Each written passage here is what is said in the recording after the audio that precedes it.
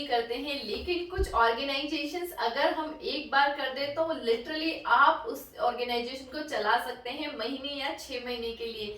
लेकिन वो ऑर्गेनाइजेशन बिल्कुल हमें उसी तरीके से करना पड़ेगा। तो आज के वीडियो में ऐसे ही कुछ अमेजिंग से आइडिया शेयर करने वाली हूँ, जिनको यूज करके आप अपने किचन को बिल्कुल 6 महीने के लिए रेडी कर सकते हैं। 6 महीने तक ये ऑर्गेनाइजेशन बिल्कुल भी नहीं बिगड़ेगा। तो चलिए शुरू कर देते हैं आज के इस इंटरेस्टिंग से वीडियो को। तो दोस्तों, जैसे कि मैंने बोला कि आज मैं अपने किचन को ऑर्गेनाइज़ करने वाली हूँ इस तरीके से कि 6 महीने तक अगर मैं इस किचन में कुछ नया ऑर्गेनाइजेशन नहीं भी करूँ तो भी मुझे कोई इश्यूज़ ना आए। तो किचन को आज हम इसी तरह से ऑर्गेनाइज़ करेंगे, इसी तरह से हम उसे फिर मेंटेन करते रहेंगे कि 6 महीने तक हमें कोई भी चेंजेस करने की ज़रूरत ना हो। तो किचन के कैबिनेट्स को बेसिकली मैं आज ऑर्गेनाइज़ करने वाली हूँ, क्योंकि काउंटर टॉप को तो हम एवरीडे कुछ ना कुछ चेंजेस करते ही रहते हैं। तो ना दोस्तों, मैंने सारे कैबिनेट्स को ना रात में ही अच्छे से एम्प्टी कर दिया था और इनको मैंने अच्छे से क्लीन कर दिया है।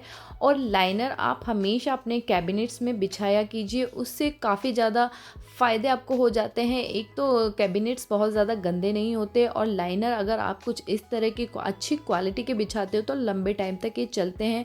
लास्ट 1 ईयर से मैं ये वाले लाइनर्स को यूज़ कर रही हूँ।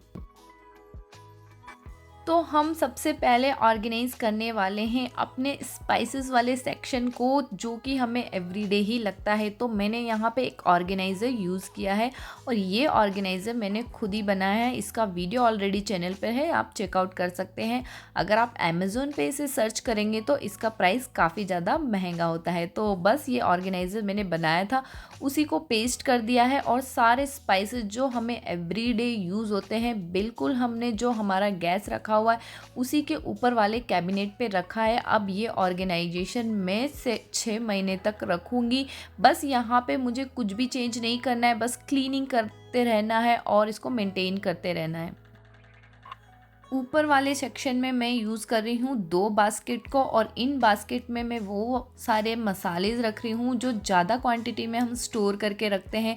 जब कम क्वांटिटी वाले मसाले जो एवरीडे यूज़ वाले वो ख़त्म हो जाते हैं तो हम इनमें से उनको रिफ़िल कर देते हैं। और दूसरी बास्केट में मैंने वो सारे स्पाइसेस रखे हैं, जैसे कि चिली फ्लेक्स हो गए या फिर ऑरिगेनो जो कि पिज़्ज़ा में यूज़ होते हैं। इस तरह के जो मसालेज़ आते हैं वो सारे मैंने दूसरे वाले बास्केट में रखे। तो दोनों बास्केट को हम ऊपर वाले कैबिनेट में रख देंगे। तो ये हमारा परमानेंट मसाले वाला स्पाइसेस वाला सेक्शन बन के रेडी हो गया है। इसमें आप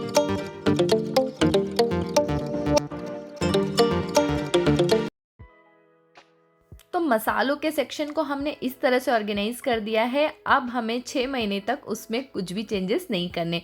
तो अगेन यहाँ पे ले लिया है एक और कैबिनेट। तो दोस्तों, किचन के कैबिनेट्स को हमें हमेशा इसी तरह से ऑर्गेनाइज करना चाहिए ताकि वो लंबे टाइम तक ऑर्गेनाइज रहे। तो बस जो भी आपके कैबिनेट्स है उनको आप उठा सकते हैं, और अपने नीड के अकॉर्डिंग, अपने कन्वीनियंस के अकॉर्डिंग आप उसे ऑर्गेनाइज कीजिए। आपको किस तरह से चीज़ें रखनी है वो टोटली आप पे डिपेंड करता है। तो मैं यहाँ पे चीज़ें इस तरह से ऑर्गेनाइज करूँगी ताकि एवरीडे के जो काम है वो मेरे एफर्टलेस हो जाए, या फिर उसमें इतने ज़्यादा एफर्ट्स ना लगे। तो अगेन मैं यहाँ पे यूज़ कर रही हूँ एक ऑर्गेनाइज़र। ये ऑर्गेनाइज़र काफ़ी ज़्यादा अच्छा है, इससे पार्टीशंस हो जाते हैं, और आप जो वर्टिकल स्पेस होता है जहाँ पे चीज़ें नहीं रख पाते उसको हम अच्छे से यूज़ कर सकते हैं। ये ऑर्गेनाइज़र रखने के बाद इसके नीचे हम वो वाली चीज़ें रखेंगे जो हमें बहुत ही कम, बहुत रेयर यूज़ होती है, यानी कि महीने या 2 महीने में इन सारी चीज़ों का नंबर आता है। और ऊपर वाले सेक्शन में हमें वो वाली चीज़ें रखनी है जो हमें वीक में या एवरीडे ही यूज़ होती है, जैसे कि ये दूध के बर्तन हो गए, चाय के बर्तन हो गए, या फिर रोटी का कैसरोल हो गया। ये सारी चीज़ें मुझे एवरीडे लगती है, और जो छोटे वाले कैसरोल है वो मुझे बहुत रेयर यूज़ होते हैं, इसलिए मैंने उनको पीछे रखा है। तो इस तरह से मैं अपने कैबिनेट्स को ऑर्गेनाइज़ करती हूँ अपने एवरीडे के कन्वीनियंस के हिसाब से। तो बिल्कुल आपको भी वैसे ही करना चाहिए। इससे क्या होता है कि आपके जो एवरीडे के काम है वो बहुत फटाफट हो जाते हैं, और आपको काम करने में भी मज़ा आता है।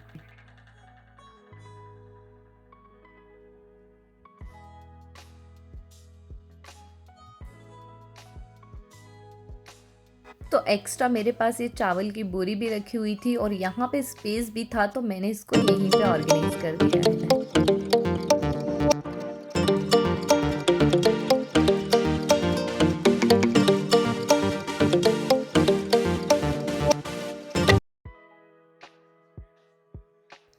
तो अब हम आ जाते हैं बर्तनों के सेक्शन में। दोस्तों, ऐसे बर्तन जो एवरीडे ही यूज़ होते हैं, जिनके बिना हमारा काम नहीं चलता, फिर चाहे वो खाने के बर्तन हो या कुछ ऐसे कंटेनर्स हो जो हमें फ्रिज में लेफ़्ट ओवर फूड रखने के लिए यूज़ होते हैं, इन सब का ऑर्गेनाइजेशन बहुत ज़्यादा ज़रूरी है। और क्योंकि ये एवरीडे के काम है, तो इनको हमें नीटली रखना है और ऑर्गेनाइज़ रखना है, तभी हम एवरीडे के काम को जल्दी जल्दी कर सकते हैं और स्ट्रेस फ्री लाइफ जी सकते हैं। क्योंकि ये काम अगर ऑर्गेनाइजेशन के हिसाब से ना हो, अगर जल्दी जल्दी ना हो, तो हमें बहुत ज़्यादा स्ट्रेस हो जाता है, चीज़ें टाइम पे नहीं होती, काम टाइम पे नहीं होते और प्रॉब्लम आती है कि हमारा माइंड एकदम से ख़राब हो जाता है। इस वाले सेक्शन में मैं रखती हूँ ग्लासेस, जो कि एवरीडे ही पानी पीने के लिए यूज़ होते हैं। इसमें मैंने सारे टिफ़िन बॉक्सेस को भी रखा है, जो टिफ़िन लंच के लिए टिफ़िन लगते हैं, वो सारे बॉक्सेस भी मैंने इसी में रखे हैं। जो लेफ़्ट ओवर फूड के लिए मुझे कंटेनर्स चाहिए होते हैं, वो सारे कंटेनर्स भी मैं इसी कैबिनेट में ऑर्गेनाइज़ करने वाली हूँ।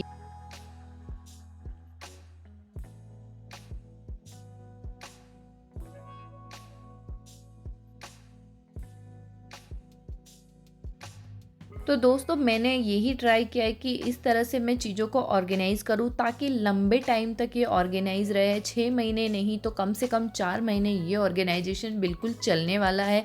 अगेन नीचे वाला कैबिनेट लिया है, इसमें मैं फिर से यूज़ कर रही हूँ 2 ऑर्गेनाइज़र।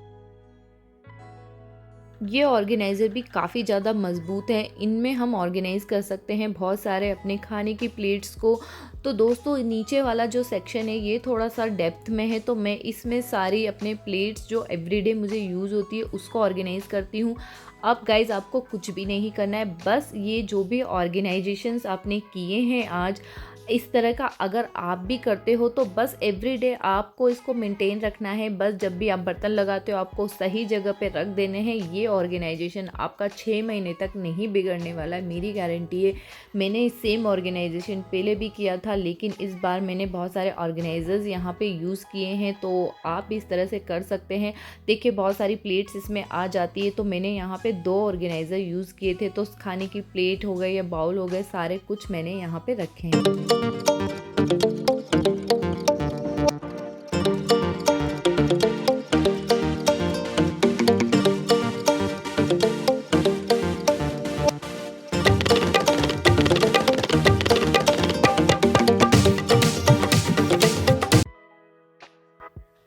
तो लास्ट कैबिनेट हमारा बचता है सिंक के नीचे। सिंक के नीचे वाला एरिया ऐसा होता है दोस्तों, यहाँ पे कभी कभी पानी लीकेज का भी इशू आ सकता है, तो बाकी ऐसी चीज़ें तो हम यहाँ पे नहीं रखते। मैंने एक साइड यहाँ पे अपना गार्डनिंग का सारा सामान अच्छे से ऑर्गेनाइज कर दिया है, क्योंकि उसके नीचे और कुछ भी नहीं आ रहा था। सिंक का पाइप भी वहाँ पे था, तो यहाँ पे मैं इस बार रखने वाली हूँ अपने डस्टबिन। तो यहाँ पे एक ड्राई का डस्टबिन मैंने रखा है और एक वेट वाला रखा है। बाकी चीज़ें यहाँ पे मैं ऑर्गेनाइज़ नहीं करती हूँ, तो इसको भी अच्छे से क्लीन हमें रखना चाहिए, क्योंकि कभी कभी लीकेज हो जाता है तो इशू आते हैं। तो दोस्तों, that is all for today. आशा करती हूँ वीडियो आपको काफ़ी ज़्यादा पसंद आया होगा। पसंद आया था तो लाइक कर दीजिएगा। इस तरह के वीडियोस अगर देखना पसंद करते हैं तो चैनल को ज़रूर से सब्सक्राइब कर लीजिएगा। मिलती हूँ नेक्स्ट वीडियो में, तब तक के लिए bye bye. Thank you so much for watching.